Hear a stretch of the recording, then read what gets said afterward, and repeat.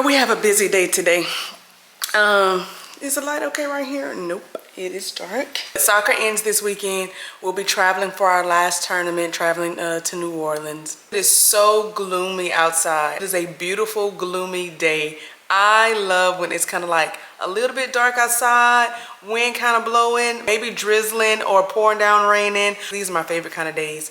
So when it's gloomy, I like to throw on some sweats, get on the couch, get me a good book, you know, listen to some music. But today I was like, I do not feel like looking a mess. My face done broke out. I'm over it. Let me do something with myself. So I ended up washing my hair. I will make my matcha, and probably once I finish that, drink it, it'll be time for me to leave to go get the kids. I'll come back home. We'll pack really quick. And then we'll get on the road. I made reservations for us tonight at this place called Taco Del. Yeah, it's fairly new. It's not just them bringing out tacos on a plate. Like, they have it hanging on like a little mini clothesline. Let me go ahead and make my morning matcha, and then we will head to go pick the kids up from school.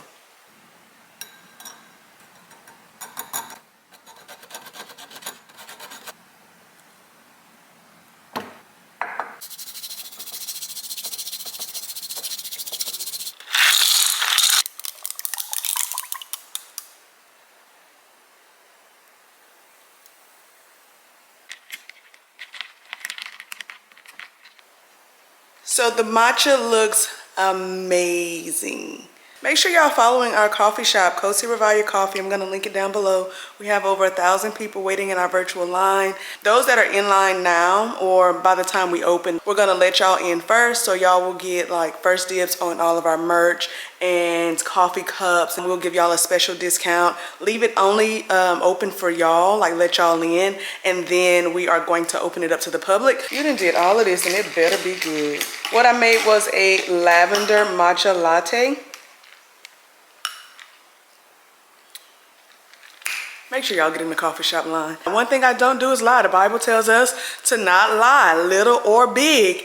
I can't lie to y'all. This is one of the top matchas I've ever tasted. Girl, I don't care if you gotta buy a plane ticket to come and see me. When we open this coffee shop, y'all better come and see me. Oh, Lord Jesus. I probably have 5 minutes to sit down, enjoy my coffee. I'm a coffee girl at heart. For God so loved the world that he gave his only begotten Son, that whosoever believeth in him should not perish but have everlasting life. God so loved the world that he gave his only begotten Son.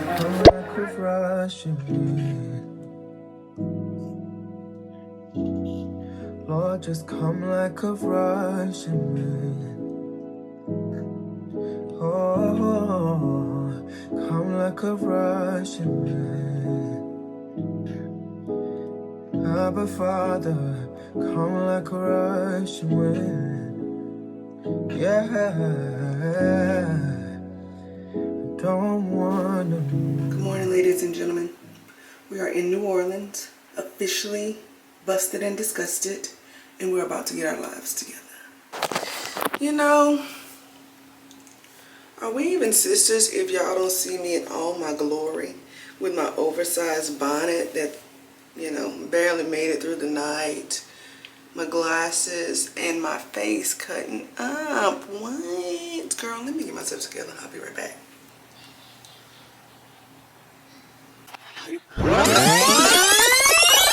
The thing about it is, I feel like I am like too comfortable with y'all. Like I am always on here like busted and disgusted. Other than the Miss Southern coordination, I feel like I'm too comfortable. Like, yes, we don't want to just be all about aesthetic, but girl, get it together. This morning kind of started out rough, and at first I was like, I'm not gonna talk about it. So we drove a few hours. Let's just say a few hours to get here for the last soccer tournament of the season. And when we got here, I looked at the group message for the soccer team, and long story short, girl, we left the uniforms. And I went down the checklist like with my daughter, like, you got this, you got this. She was like, yeah. Girl, we get here, we ain't even got the uniform. When I tell y'all, the fire was in me. And I was just so frustrated because I'm like, one, I'm mad at myself. Second, I'm like thinking about how I went down the line asking my daughter if she had what she needed, and she was like, yeah, I got it. And she just on the tablet. I'm like, bro, I didn't lose my cool. Like, my prayer had been, you know, even when it's people that are like external, trying, like, and things happen that I could be angry, help me to just take a step back. What is fussing and screaming and all that, what is that gonna do? It's not gonna do anything but make it worse. It's gonna make that person feel bad, and in this situation it was my children. It's gonna make that person feel bad, and ultimately you totally destroyed that atmosphere, and it's hard to recoup from that. Even though it is something that causes frustration, it's like you have the ability to take a step back and look at this thing. You think about all the times that God has mercy with us, and I want to have that same mercy. So I started praying, God, and when I'm in these situations, like when I take my step back and do my part, I just need you to just put a peace around me, put a peace in me. I know my daughter was nervous. She was like, oh Lord Jesus, what my mama gonna do or say? I didn't say one thing. I didn't get on her. I didn't remind her of how I went down the list with her. I didn't do any of that. All I did was I reached out to the coach, because the other option was that I was gonna have to drive 2 hours. And I'm telling y'all, me 6 months ago, girl, if you ain't got it and you can't play, we ain't playing. Like, I'm not driving hours there and then hours back for a uniform. But I was like, you know, even if I have to drive back, that way she didn't miss the whole tournament, I'm gonna do what I have to do. And when we approach the situation that way, we allow God to move and reward us. The coach ended up reaching out saying, hey, don't worry about it, it's all worked out. And I'm so glad that I didn't like blow my top and make this morning like chaotic, because not only would it have been chaotic for my children, it would have been chaotic for me. I could create a list of a million things to complain about. But instead of complaining, how can we grow in this situation? And if I keep practicing this new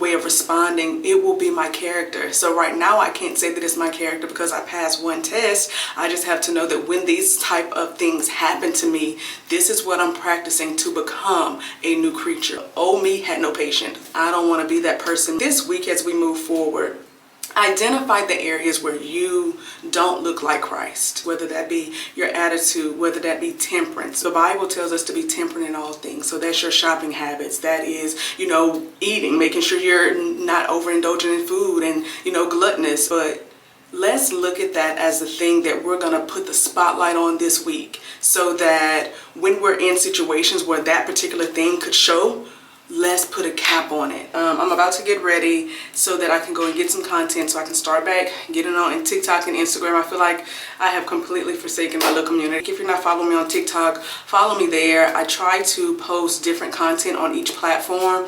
At least that's what I'm going to do moving forward, just because I don't like the redundancy. I don't want to leave either community out, but I don't like putting up the same content. So Instagram is going to be like more pictures, lifestyle, family. TikTok is going to be short form videos like what we do here. If you go back and look at my pour playlist, those are the kind of videos I'm going to focus on, where I'm sitting at the coffee table and like whenever God is giving me a revelation about something. Here we'll have lifestyle plus the things like this morning's conversation. I have to get ready, y'all. Yep, that's it. Don't wanna move. No, I don't wanna move. I never wanna move. I used to curl really good with a flat iron, and then I found a good curler. This is the T3 curling iron. It's so good, and the curls really do last even if I don't put like holding spray. It's a really good iron. Crazy enough, they had reached out to me to do a campaign whenever I was walking away from influence, and I couldn't do it because God told me I had to walk away. So then I had to just buy it. What we thinking? Hat. Ooh, I don't know. We gotta go. In my very first video, let me pull this back up. I was asking all about bracelets and like good quality bracelets. I'm gonna put y'all on. If y'all don't already know about AliExpress, then hop on board. And I'm not saying you can get everything from Lil Ali, but Ali have a lot of stuff. different boutiques. They getting their stuff from Alley. Girl, listen, when I went to Little Alley, I just typed in gold bracelet. This one popped up. It's heavy. I also know this one is actually Daniel Wellington. I did a campaign with them whenever I was like influencing. But I even got like this one. Yes. It's worth the try if I could spend $2 for it. And you know, if it tarnished or something, then fine. But if I find out that I spent $2 and this is the same thing that the boutique down the street is selling me for $59, then we win. It is worth the try. Y'all know I don't like linking stuff, but if I'm feeling froggy, I will link it. Otherwise, just go to AliExpress, type in gold jewelry, and it has so much stuff. I even got like different glasses and stuff from them. I love Little Alley. I feel like you're cutting out the middleman, the boutiques, and you're getting some good stuff for a good price. Perfume. These my glasses. And this is the look. I'm going to show y'all the whole thing. I'm going to drop it down. Let me see if I can show y'all. Some little, can y'all see that? Y'all can't see that. Top is from Zara. Glasses from AliExpress. These pants from Amazon. And girl, we love a baggie. We love a baggie. All right, we got to go for real.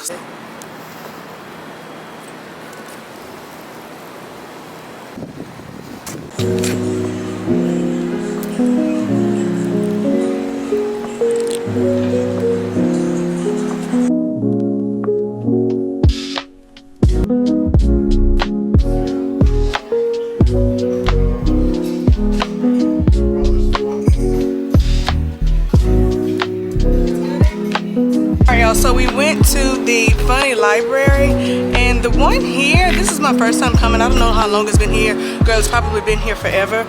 It's not good like the one that was in Dallas. The one that was in Dallas was so nice. The coffee was good. I got a dirty chai. I did not taste any espresso. Girl, it tasted like it was just milk. Like I didn't pay $7 for milk. Nonetheless, I will not be back. There is another coffee shop that I like, and I feel like it's around here, so we're gonna try. I'm gonna see how far it is once we go and check. Do y'all want to go to this little festival thing? No. Well, we ain't going to that.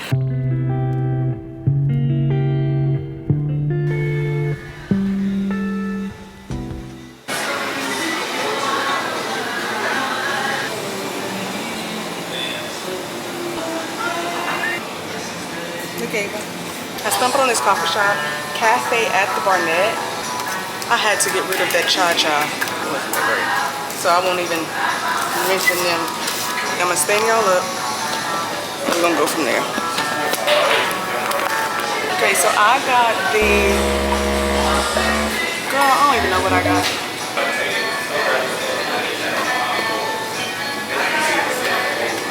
This is really good. Yes. God. I don't know why that other place just tastes like milk, but this is really good. It is a white chocolate chai latte. So good. We're gonna add it to the menu. Once we leave from here, I'm probably gonna head back so that we can get ready for the soccer game. Tomorrow I'll have a little bit more time to shoot content. I don't like feeling rushed. I like to take my time, get my edit. But this was a nice little find. Girl, I could see my car and I did not pay to park because I didn't think I was gonna be here that long. And I'm not giving y'all $28 for an hour when I'm gonna only be here 20 minutes. No. Ava, how's your matcha? Yeah. So Ava said her matcha is so good. I'm going into these places and really nobody's there. It's so hard to shoot whenever like a lot of people are around. Like I'm still, I don't know, like thankfully. I mean, the kids are the only ones in here now. Oh yeah, we still have plenty of time. It's only 1:22. We have to be back at the soccer field by 3. So we have plenty of time. I really need to find me something to eat. It's this place out here called Willie Jean's. We should see how far I am from there, and then we might go. Please be close, please be close. 5-minute walk, girl. We're about to go to Willie Jean. I know you see the sweater on my boat. But today I won't be agitated.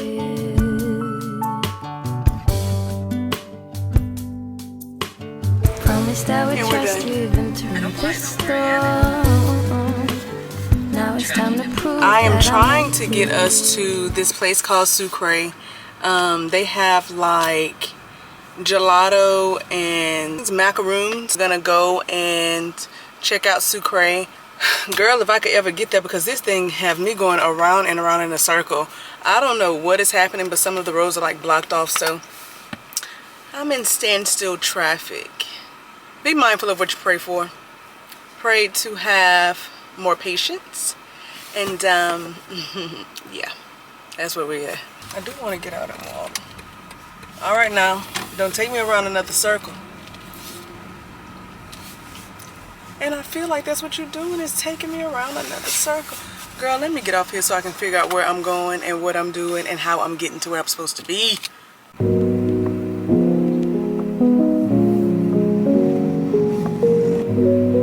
So we have made it to Sucre. The first one that we went to was the one that was on Canal. And if you know, Canal was way too busy for me, especially having the kids. So we came to the one that's on Magazine Street. I think I'm gonna get a afghada. Am I saying it right? Afghada. It's when you have the ice cream and then the coffee in the middle, child. Let me tell you what's more evil than a murderer. What's more evil than a murderer is you knowing God and going the opposite direction. It's you knowing His will and doing the opposite. If you knowing His standard and still choosing to do other things. It's you knowing His power and His grace and His majesty and you still choose alternatives over Him. That's evil. Jesus is not talking to sinners, He's talking to those who know Him. This location is definitely less crowded than the one on Canal. Love Magazine Street. They have like a lot of like little boutiques to shop at. I had my 30th birthday with Sucre. Girl, that feels like it's been so long ago. Cute place. I'm gonna be honest with y'all, I ain't really feeling this. They have some really good gelato. Again, this is when they take the gelato and they put espresso in it. Girl, I ain't getting this no more. I am not getting this no more. I don't know why they give you a 4. It has like a bitterness to it. I ain't feeling that. I really wanted to find like a good sushi place. I'm gonna look and see if they have anything that's close. If there's nothing close, then I'ma just, take my L. I will catch up with y'all either later tonight or tomorrow. That's good. Like the ice cream? Good.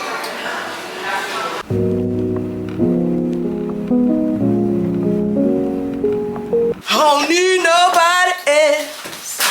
I've been lied on, cheated, talked about, mistreated. I've been used, gone. I know he's a heavy low share. They love to hate on me around here. I know he's a heavy low share. Good God, friend when you're friendless.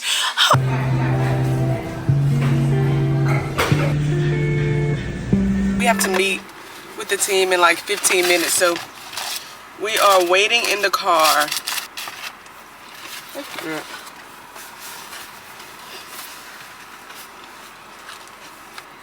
It's two things that I want to talk to y'all about. Y'all know how our car talks go. So allowing God to heal you so that you don't hear with the influence of past traumas and past emotions. I used to always tell people, like, it's not what you said, it's the way that you said it.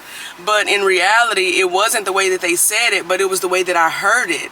Constructive criticism wasn't a real thing to me because it was just a cute way for you to correct me, or not even correct me. It was a cute way for you to try to offend me. And that's how I registered all correction or suggestions or anything that suggested I wasn't doing something adequately or I wasn't adequate enough. And that came from different experiences I had as a child on into my teenage years and then into my adulthood. And what happened, the reason that this became a thing for me is because in my marriage, y'all know how much I love my husband. Y'all know how much I talk about how great of a person he is, not just a man. And I would recognize that anytime he like corrected me or suggested something a different way than what I was doing it, in my mind, it meant that I'm not good enough and I didn't know what I was doing. It meant that I wasn't worthy enough. Something as small as, girl, I put milk in my eggs. It's like, well, what's wrong with the eggs without the milk? But I put milk in my eggs too, like I grew up like that. But just an example, very, very small things, when he would like correct it or suggest another way, it was like daggers to my heart. And these feelings were true to me, like they little things that he said would like crumble me into dust, because here it is in my mind, I love him so much, and then when he's correcting me, it feels like he's screaming at me.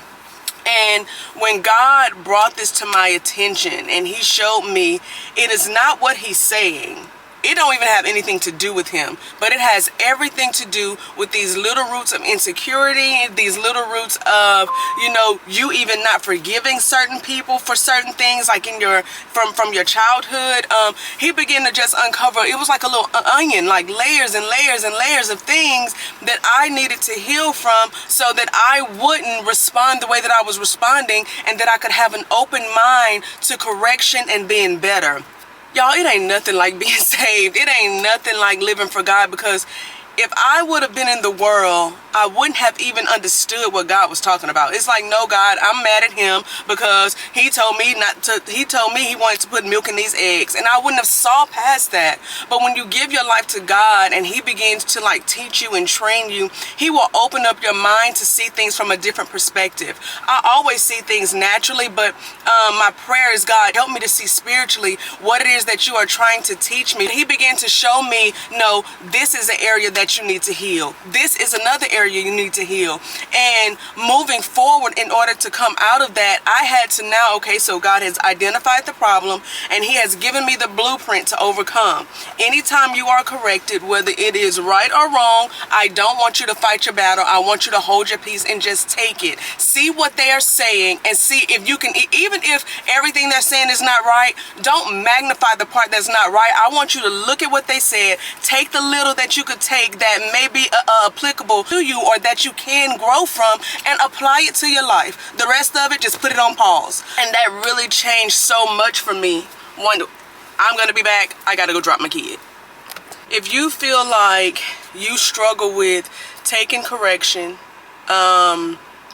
looking at things from a different perspective, if you feel like people are always negative, if you feel like you are always the target, if you feel like people are always coming after you, then I challenge you to just look at what is causing me to respond like this. What is the emotion that it makes me feel? Does it really make, am I getting angry but it makes me feel insecure? Am I getting angry but I really feel like I'm not qualified? I'm feeling angry, but what is the thing that is causing me to feel the anger? Is it truly anger, or is anger my defense for what it is that I really feel? Maybe that 7-year-old in you is still there, and she still has some form of influence over you, because now as an adult, you can't take correction. You can't take, you know, you could get so offended, somebody trying to just give you a better way, and people are probably looking at you like, girl, it is not that serious. But in your mind, because it is such a trigger, it is such a red flag,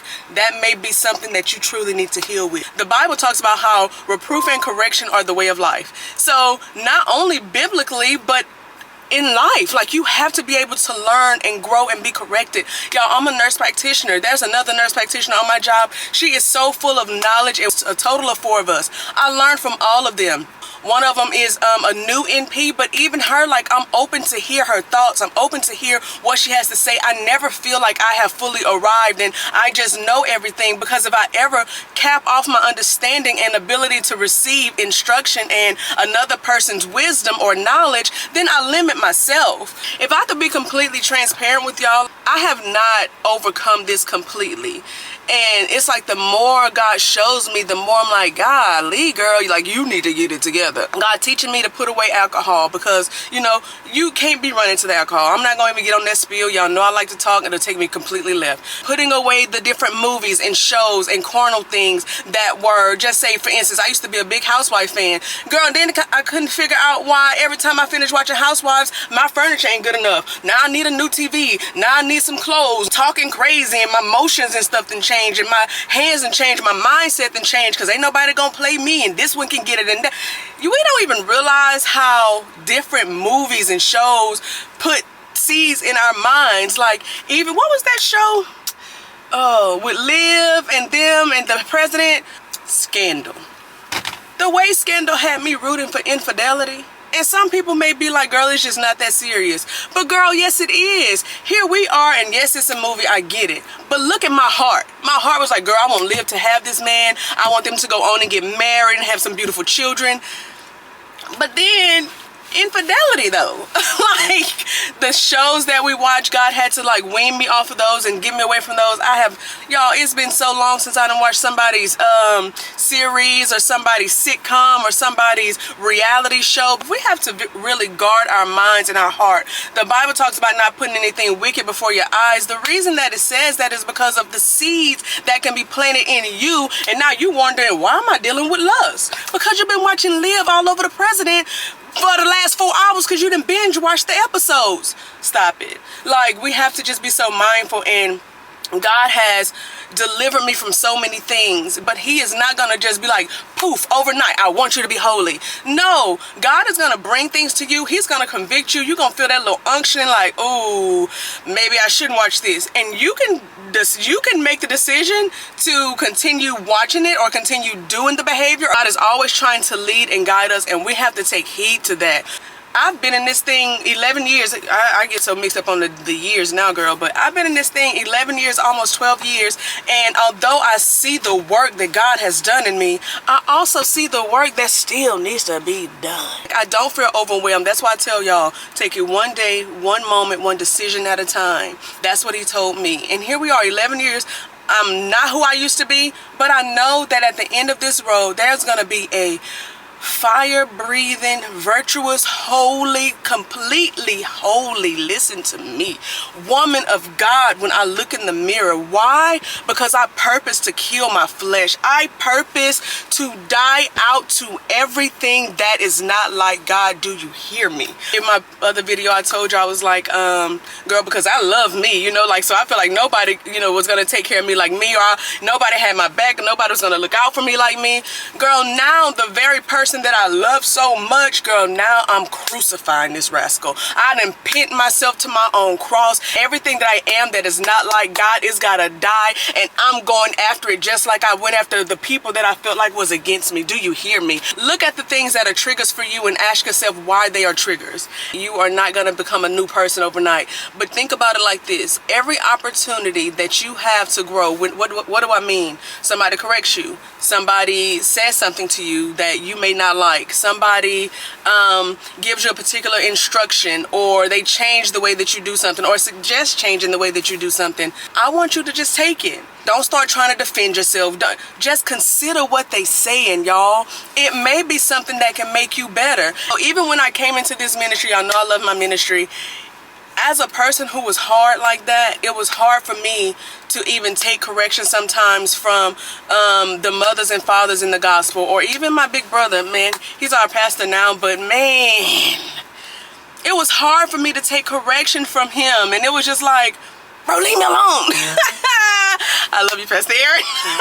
But God was like, either you're going to stay here in this place that you in, or you gonna allow the correction and reproof to come to make you into the woman of God that I have called you to be. Because guess what? I'm not gonna let you just do it on your own. I'm not gonna let you get there on your own. God requires all of us to be submissive and to walk in humility. You know how he does that for a headstrong person? And for all of us, but for real, for a headstrong person? For you to have to come under the authority of somebody else that knows more than you in that area. Whether that be in your marriage, whether that be on your job, whether that be in the church, whether that be at school. God wants us all to come under the leadership of somebody. And let's talk about spiritual leadership. So shout out to my pastor. I love him to death. Like, he really helped me. Him, Sister Shonda, so many people helped me. But he was patient with me because I was hard-headed, y'all. And I felt like I did not want somebody telling me what to do because I am a grown woman, right? So that was my frame of thought. I'm a grown woman. I ain't finna have all these people telling me what to do. And that's when God was like, oh, you gonna let them tell you what to do, or you gonna stay here and never grow? So I had to be corrected on things, and I had to consider what they said. And what helped me in the church, on my job, everything was, well, just let's say in the church, right? What helped me with taking correction in the church is is this person coming to me because they want to hurt me and exert authority over me? Or are they coming to me out of love because they see the woman of God God has called me to be, but they also see the animal that's standing in front of them, and they know how to get that animal out of me. So I trust that God is using this man of God or these people of God to help me, and I'm gonna at least do what the Bible said. I'm gonna consider what you say.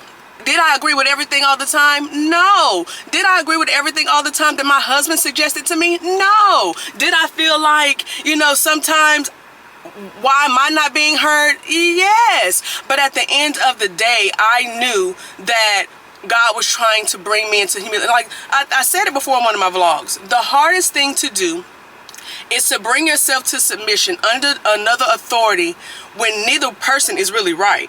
So you're not wrong, and you're not wrong, and you're not sinning. It's not really submissive if you agree with the thing that's being said. Let me look up what submission means, because that's gonna get us together right there. It's the action or fact of accepting or yielding to a superior force or to the will of or authority of another person. Superior force. In my mind, before I got saved, I was the superior force. I wouldn't yield into nobody else's mindset and what they thought was good and right. But submission means to yield to another person that in your mind you have to allow what they're saying to be superior so that you can consider what they say and accept it and apply it to your life to be better. Man, y'all must really need this, because I can't get off of it. Y'all gotta really need this. This is not what I got on here talking about. What was I talking about? Yeah, I don't know. See where you're falling short, y'all. See where you need to be healed. She probably gonna answer the phone. She's probably getting ready for church. What you doing, pretty? Getting dressed for church. Okay, you got that extra hour, friend. You look like you're alive. I'm finna put you on my YouTube. You ready? Yeah, for what? Okay. Hey, oh God. Why would you pick right now? At least let me take my hair out the curls. I've been trying to get delivered though. That's, if I'm being honest with you, I really have been working on being delivered because I have been sensing a little bit of jealousy. So I said, you know what? My handsome little boy, y'all. So handsome. Running out of breath like I just ran in my marathon.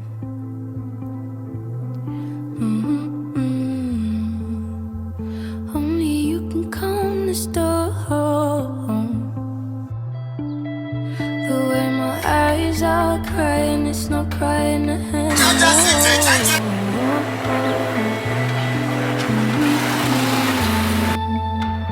Only you can stop the flow.